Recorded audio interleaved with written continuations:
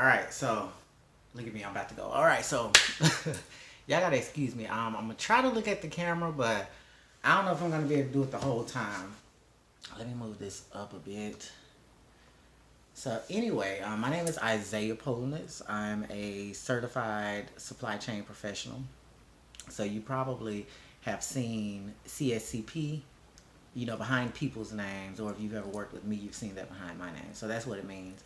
And I really just wanted to come do this video because, of course, in the with the encounter of COVID-19, right, the coronavirus, more people than ever are now starting to say, "Hey, supply chain is actually important," or what does this all mean? What does supply chain actually mean? And you're hearing a lot of experts say, "Oh, it's a supply chain issue," or not necessarily it's a supply chain issue, but things that we could solve need supply chain expertise. And so, because you have so many people in positions of power that do not have that supply chain expertise, it's sort of hard for them to convey. And also, because supply chain expertise, is something that must be studied, etc., it's not very common for common people to know about it, right?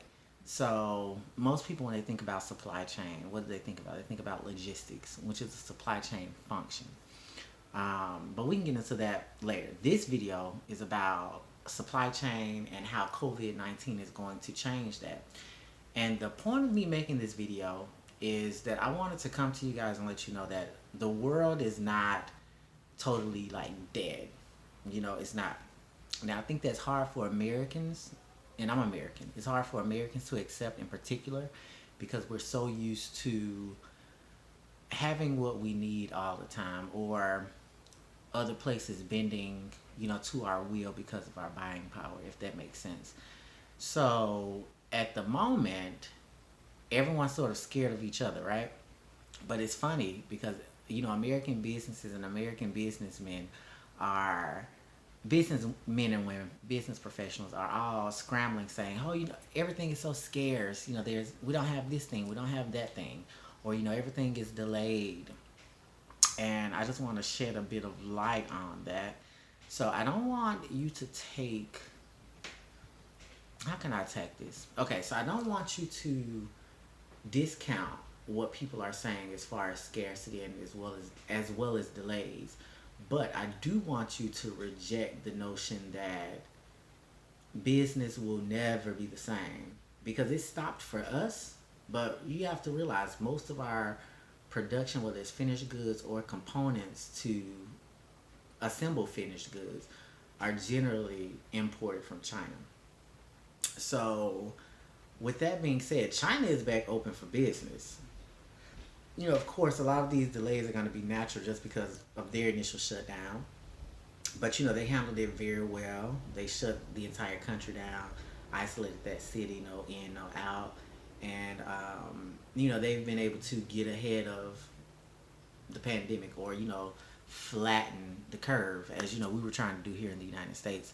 And South Korea also did a great job. Hold on one second. I need to grab something. One second, I'll be right back. Okay, so my bad, y'all. And I also changed shirts. The other shirt was too hot, and I just turned the AC on, so whatever. Anyway, so what was I talking about? Okay, so anyway, there was a natural delay anyway, just because of the shutdown that happened in China. And I want to highlight something. Most people don't realize that just because something says made in America or made in the USA, it does not mean it was actually made in the USA. Like, there could be, I don't know, a ton of components that came from more than likely China. And if it's assembled in the United States, we can then say it was made in the United States. You see what I'm saying? So that's another huge issue that if you had eyes to see it, you saw it at the beginning of this COVID-19 ramp up. If you remember when people were talking about defibrillators, they kept saying, "Oh, we have this stockpile, we have the stockpile, or we have this inventory, right? We have this inventory, or we have this capability." And then fast forward a week later, everyone was coming back saying, oh, well, it's a supply chain issue. In my opinion, now I haven't seen any hard concrete data on this, right? Because I mean, I wasn't working on it. But I guarantee you what happened was they went to these private companies that said, hey, we have this capability. And then those companies said, well, we have the capability, but we outsource this part of our production to this country or this place, or we get this particular component from this country and this place. So, you know, we need this thing before we can actually produce this finished good that you're wanting, you know? And so that's when everyone sort of began to wake up a bit. And what are they waking up from?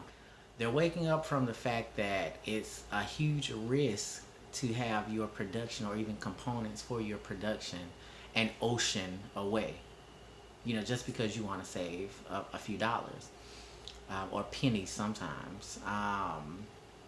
So, you know, I think people are seeing that a little bit, or waking up to that a little more and saying, hey, maybe we should figure out another way to do this, because you're going to end up paying for it one way or another, whether you're paying for it in freight or you're paying for it, you know, after you stock out, and all of the residual effects from stocking out of an item, or not being able to fulfill demand because of some external factor that you can't control. Because remember, in supply chain, you want to have as much control as possible, right? So outsourcing increases the risk that you will not be in control. You know, it lowers the amount of control that you have because you've outsourced that thing, or, you know, that process. So hold on, I want to say my power cord came out, and I do not want this video to end this way. So anyway, so back to the point of this video, and I'm gonna make notes next time, y'all, because I'm gonna be doing more of these videos. I think it's a great way for me to give back, share my expertise with the people, and also give you guys some insight. But I'm gonna make notes next time. But anyway, the point of what I wanted to make, the reason I wanted to make this video is that I wanted to point out that the economy is not dead and the world is not dead. And I say that because, once again, so many countries around the world have their manufacturing in China. I mean, it's just the standard, you know? And so with China being back open, they're waiting to fulfill these orders, or they're ready to do business. You know, it's us who are not ready to do business. But if you watch the news or you watch media in the United States right now, people will have you believe that the whole world is just dark right now. And that's just not the reality. Yeah, so that's all I really wanted to say in this round. But please subscribe below. I need you guys to help me get to 1,000 followers so that I can go live when I want to go live by just pressing the button rather than having to record a video then upload it.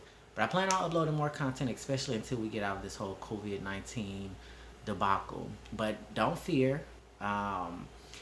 Definitely be strategic in this time, and I'm going to make more videos about like how you should, I guess, position yourself, whether you own a business or you're thinking about getting into business. And this is all going to more than likely be manufacturing related, or just general supply chain. I'm going to be offering solutions to some of the problems we've been seeing here in the United States. And I'm like, I don't know, maybe they should have called me to help.